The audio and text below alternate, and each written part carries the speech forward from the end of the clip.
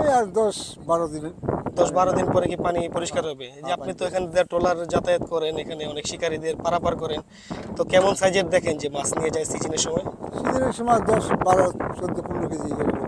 তো কি মাছ বেশি নেওয়া যায় এখান থেকে? এই কাতল মাছ বেশি নেয়। কাতল মাছ নেই, যে এখন যে পারাপার করেন এখন কি মাছের কি আনাগোনা ওয়াশ টোয়াশ দেখা হ্যাঁ, যায়? উলাস আছে। এখন মাছের ওয়াশ দেখা যায়? হ্যাঁ, দেখা যায়। তার কয়দিন পরে আসলে ভালো হয় না? আমি পানি কমে গেছিল তো, পানি কমে গেছিল এই বৃষ্টিতে। এই পানি বাইরে গেছে কিছু, যাবো 2 দিন টাইমে যাবো এই পানি।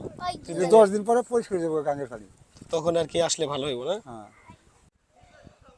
আসসালামু আলাইকুম viewers, welcome back to another new video from Bangladesh fishing club. তো এসে পড়লাম ধলেশ্বরী নদীর সেই খারাকান্দির ছানারঘাট পয়েন্টে। তো আমাদের ভিডিওতে আপনারা দেখতে পারবেন ছানারঘাট বড় মাছ ধরার জন্য খুবই ভালো একটা জায়গা। এটা কেরানীগঞ্জ ধলেশ্বরী নদীর খারাকান্দি পয়েন্ট। তো সাথে আছে আমাদের রাজীব ভাই আর হিমেল। তো আমরা তিনজন এখানে আসলাম পয়েন্ট পরিদর্শনের জন্য। তো এই যে দেখতে পাচ্ছেন নদীর বর্তমান পরিস্থিতি, প্রচুর পানি, আর পানি প্রচণ্ড খোলা। এই যে সেই ছানার ঘাটের গুদারা ঘাট, ওই যে ট্রলার যেখানে পারাপার হয়, তো এখানে ট্রলার পারাপার হয়ে তারপরে ওই পাশে দেখতে পাচ্ছেন যে মোচরটা, তো ওটাই হচ্ছে কাতল মাছের মেইন পয়েন্ট, যেখানে শিকারীরা সেই পয়েন্ট দখলের জন্য অনেকে রাতে থাকে। তো এসে পড়লাম পয়েন্ট দেখার জন্য বর্তমান পরিস্থিতি কি। তো দেখি কিছুক্ষণ থাকবো, তারপরে যদি কাউকে পাই তাহলে তাদের কাছে জিজ্ঞেস করব যে মাছের আনাগোনা বা মাছের ওয়াশ দেখা যায় কিনা। ইনশাল্লাহ আমরা আপনাদের আপডেট জানিয়ে দেব। তো এই যে আমাদের রাজীব ভাই, সাথে আছে হিমেল মাহমুদ। তো আমরা তিনজনে ঘুরতে ঘুরতে চলে আসলাম পয়েন্ট পরিদর্শনের জন্য, দেখি মাছের ওয়াশ টোয়াশ দেখা যায় কিনা। তো পানি যে পরিমাণ ঘোলা দেখা যাচ্ছে, তো মনে হচ্ছে না যে মাছের আনাগোনা এখন হবে, আর আরও সময় লাগবে। পানি নামবে তারপরে হয়তো মাছের মাইট শুরু হওয়ার সম্ভাবনা হবে। আর এখানে প্রায় মার্চ এপ্রিল পর্যন্ত আমরা দেখেছি যে মাছ ধরছে। শীতের পরেও এখানে অনেকে মাছ শিকার করতে আসে, তখন এই বড় বড় মাছের ওয়াশ দেখা যায় 10 কেজি 5 কেজি 7 কেজি 8 কেজি, মানে কোনো নাই। নদীর মাছের ওয়াশ জানেন যে নদীতে নির্দিষ্ট কোনো সাইজের মাছ থাকে না, নির্দিষ্ট নদীতে সব ধরনের মাছের আনাগোনা দেখা যায়। তো এখানে বিশেষ করে যেখানে ওই যে দূরে দেখা যাচ্ছে যে কাশফুলটা, তো ওই যে দূরে যে কাশফুল দেখা যাচ্ছে ওইখানে রুই মাছের জন্য অনেকে বসে। আমাদের কাদের কাকা বিগত বছরে 3টা রুই মাছ একসাথে ধরেছিল। আর এই যে ছানারঘাটের যে সাইডে খারাকান্দির যে আশরাফ ভাই, তো এখানে সে মৃগেল মাছ ধরেছিল, কাতল মাছ ধরেছিল। এই যে এই পয়েন্ট থেকে 3টা কাতল মাছ ধরেছিল বড় বড় সাইজের। আর রুহুল ভাইয়ের ওই যে ওই সাইডটায় আপনার বড় বড় কাতল দেখা যায়।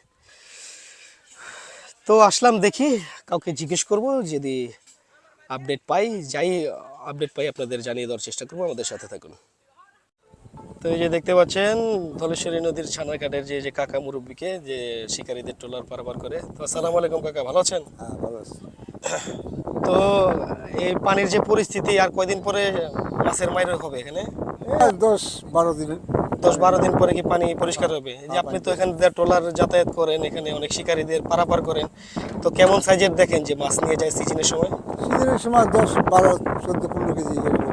তো কি মাছ বেশি নেওয়া যায় এখান থেকে? এই কাতল মাছ বেশি নেয়। কাতল মাছ নেই, যে এখন যে পারাপার করেন এখন কি মাছের কি আনাগোনা ওয়াশ টোয়াশ দেখা হ্যাঁ, যায়? উলাস আছে। এখন মাছের ওয়াশ দেখা যায়? হ্যাঁ, দেখা যায়। তার কয়দিন পরে আসলে ভালো হয় না? আমি পানি কমে গেছিল তো, পানি কমে গেছিল এই বৃষ্টিতে। এই পানি বাইরে গেছে কিছু, যাবো 2 দিন টাইমে যাবো এই পানি। 10 দিন পরে পরিষ্কার যাবো গাঙ্গের পানি। তখন আর কি আসলে ভালো হইব না? হ্যাঁ। যাক, এর মধ্যে কি কেউ আসছিল এখানে? আসছিল, কিন্তু পানি কমে গেছিল, কিন্তু এই মেঘের লিগে পানিটা বাইরে গেছে। তো তখন আবার চলে গেছে না? হ্যাঁ, চলে গেছে। তো ওই যে দেখতে পাচ্ছেন যে কাকা আপডেট জানিয়ে দিল। তো ওই যে মুরব্বীর মুখে তো আপডেট শুনলেন।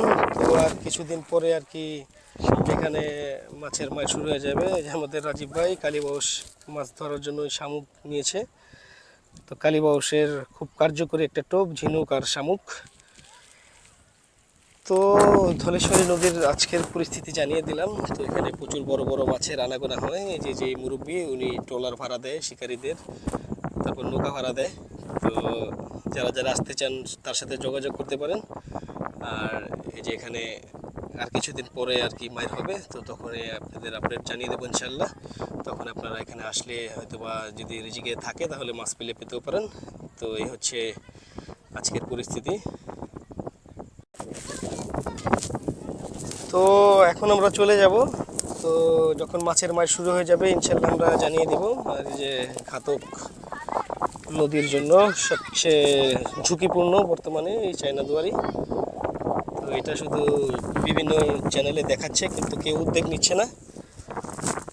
তো এখন আমরা চলে যাব। আমাদের ভিডিও যদি ভালো লাগে অবশ্যই আমাদের চ্যানেল সাবস্ক্রাইব করবেন এবং পাশে থাকা বেল আইকনে ক্লিক করবেন যাতে আমরা পরবর্তী ভিডিও ছাড়ার সাথে সাথে আপনারা নোটিফিকেশন পেয়ে যান। তো সবাই ভালো থাকবেন, সুস্থ থাকবেন, বাংলাদেশ ফিশিং ক্লাবের সাথে থাকবেন। আসসালামু আলাইকুম।